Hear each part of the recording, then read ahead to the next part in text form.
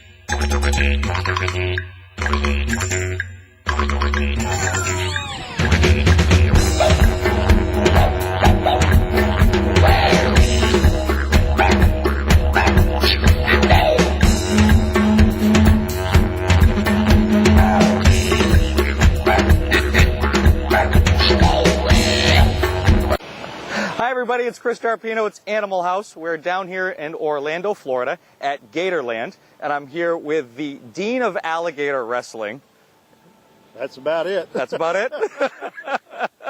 Tim Williams, and he's going to take us throughout Gatorland today. We're going to learn everything there is to learn about alligators, from their hatchlings all the way up to the largest of alligators, and even at the end of the show, I might even get a chance to learn how to wrestle an alligator. Oh yeah, we'll have you wrestling one, and you know, if you ask me if you're doing it right, and I have to tell you, it's too late. You'll already know. We're standing out here on an island of alligators, and they're quite large, actually. The one just to my right looks like a couple of 100 pounds plus.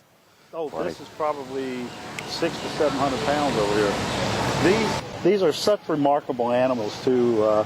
We're going to get a closer look at them later on, but you look at the way they're built, they look like dinosaurs. We can trace them back about 20 million years.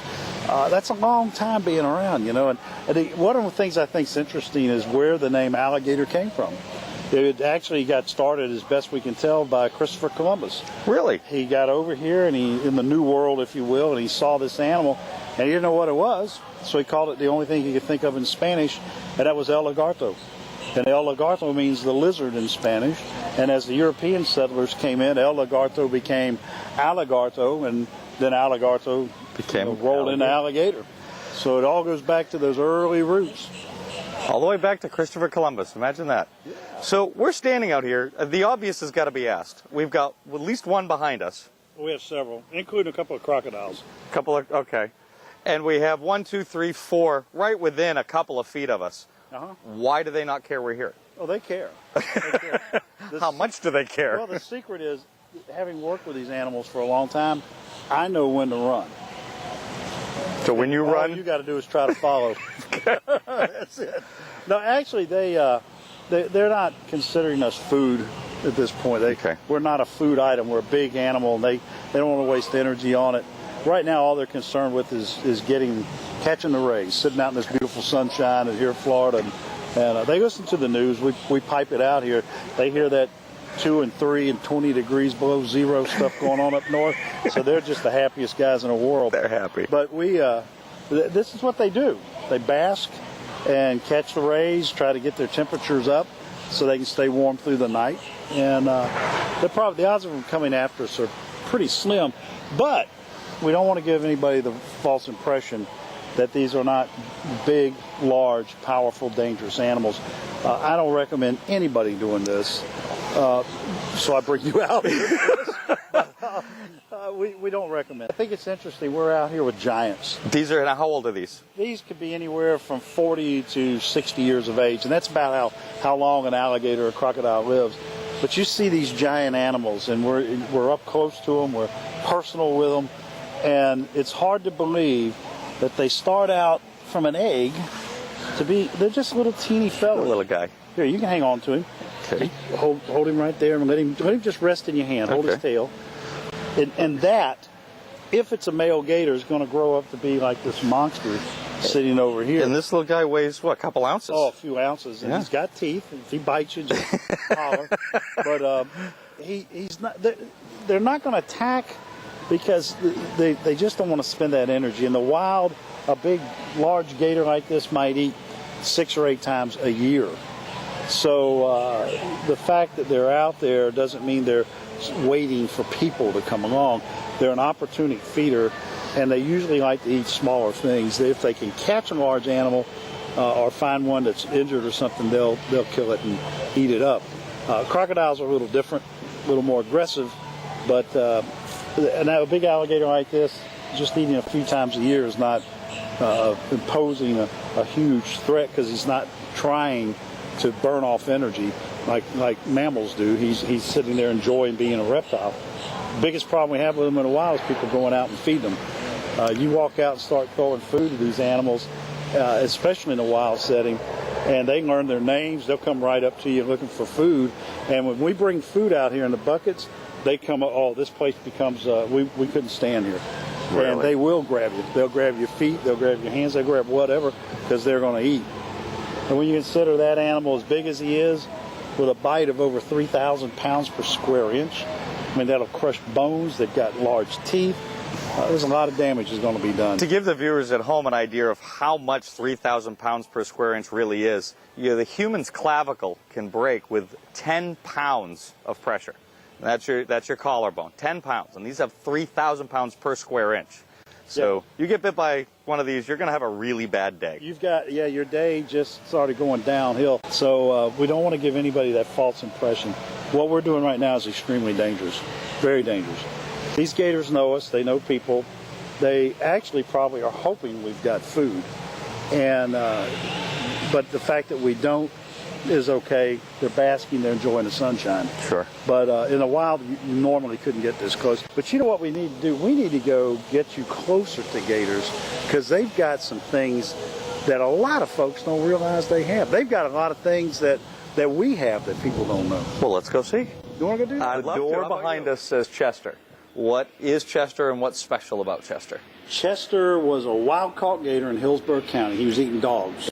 And Chester, since he came out of the wild, thinks he's still in the wild. And this is his house. Okay. And when you go in here with Chester, he may show you some things about alligators you never dreamed of. He could charge. He could attack. He probably is going to open up his mouth real loud and make a whole lot of noise. Don't you want a bigger stick? Right. So we're going into Chester's house. He's a former wild-caught gator, and he still thinks he's in the wild, and we're going to find out how he appreciates us coming into his house. He's not going to appreciate it at all, I promise you. Great. Looking forward to it. Chester? What's up, buddy? What's up? Get ready for some noise. What you doing, Chester? What you doing?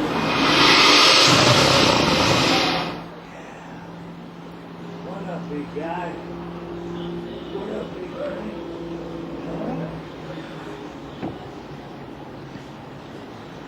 Okay, Chris.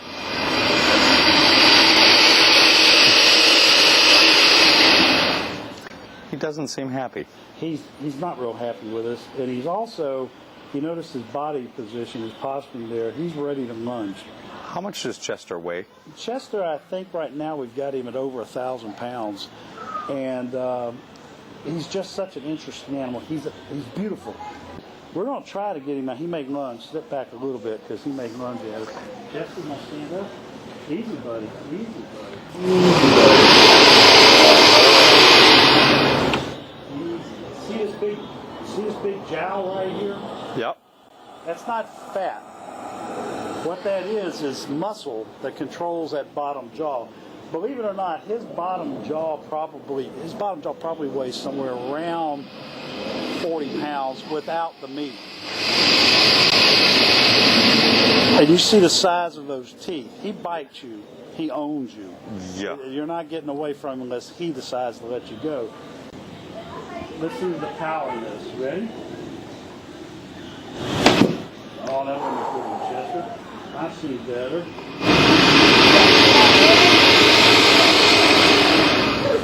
Chester. Chester. Come on, buddy. Chester.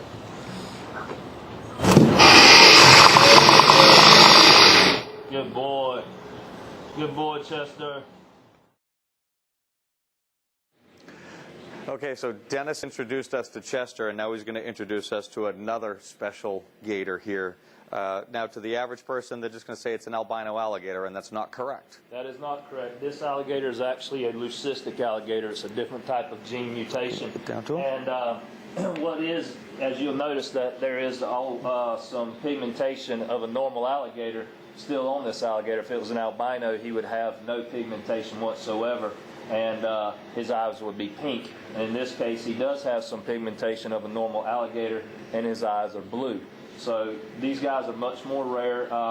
There's only 15 in the world, and right now we have 4 of them here on display at Gatorland. Now, is the reason why they're so rare because they stick out so much in their environment that they become a target to be eaten? This is true. Out in nature, if these things weren't found whenever they were babies, without the natural camouflage that gators are normally born with, they would be picked up by birds or other prey and eaten. They wouldn't survive at any time at all. So when we had that smaller gator earlier, that's when they would be picked off as a very young age. That size there.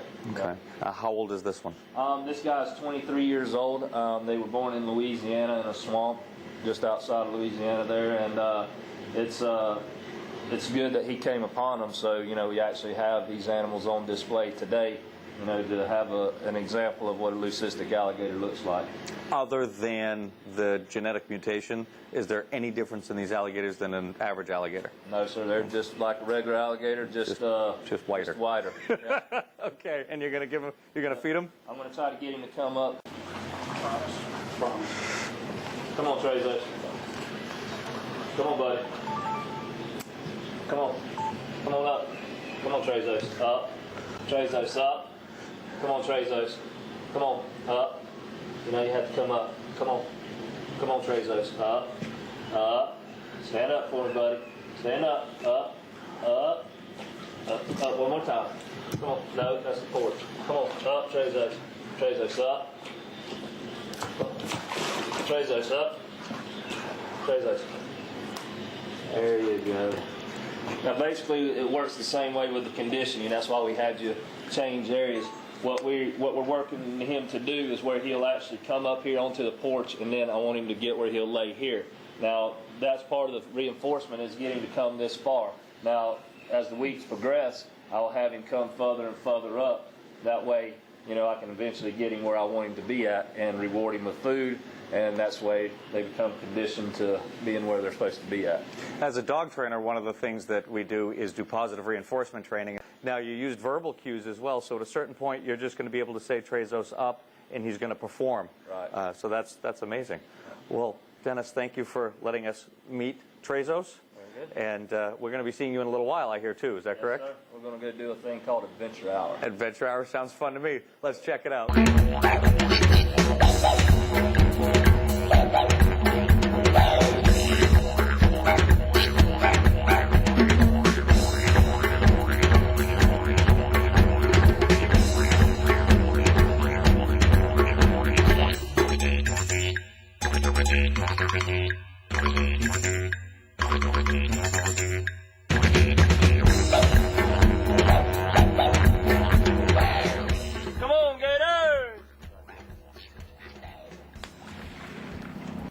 Basically what this is an alligator enclosure. It's just a 10-acre breeding marsh.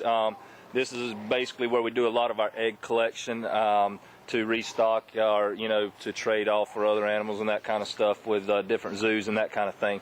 But basically what you are inside is an alligator enclosure. It just happened to be a little bit larger than the ones that we were in earlier. Okay. So you have approximately 130 alligators in here. There's 100 females and 30 males. So that way it kind of keeps the territory down, so the disputes anyway. That's three girls for every guy. Right. Not bad. Good, yeah. Not bad at all. Yeah, not too bad. Now, the gators that are right behind us seem much smaller than that guy right there. I know he's off camera, but the one that's back there looks like a miniature Chester almost. It looks just a little bit like his younger brother. Right, and the alligators that are actually in this closure are some of the largest ones that we have in the park. Basically, this is kind of a retirement home for them. Okay. So after they've done the jump show or the wrestling show, they'll be brought in here to live out the rest of their days. So, why are the birds able to eat some of the food that you've thrown in the water and be so close to these guys, and the birds don't become the food? On occasion, the birds do become the food, but not always is the case because these guys are pretty well fed. I mean, during this time of year, we don't feed them as much as we do during the winter time. I mean, during the summertime, whenever